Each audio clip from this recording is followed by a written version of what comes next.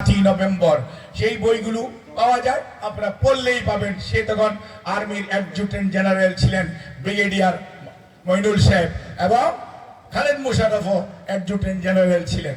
কাজে ওখান থেকেই তাদের যে চোখে দেখা 7ই নভেম্বর সেটি ওখানে আছে।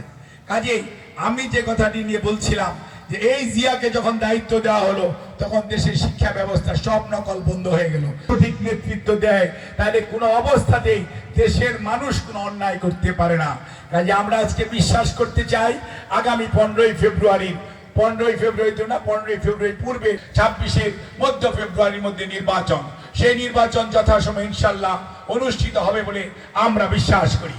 এবং সেই ক্ষেত্রে এই আপনারা যারা বসে আছেন, আপনারা এই সমস্ত কর্মসূচি বাস্তবায়নে সব সময় গুরু দায়িত্ব পালন করেন। আপনাদের চিত্তে দিব এবং আমার ভোট দিয়ে আমি গর্ববোধ করব যে আমি আমার অধিকার প্রয়োগ করতে পারলাম, এবং সেটি নিশ্চিত করার দায়িত্ব যেমন প্রশাসনের, নিশ্চিত করার দায়িত্ব আপনারা যারা সেই সময় দায়িত্ব পালন করবেন আপনাদের, এবং আমরা যারা রাজনৈতিক কর্মী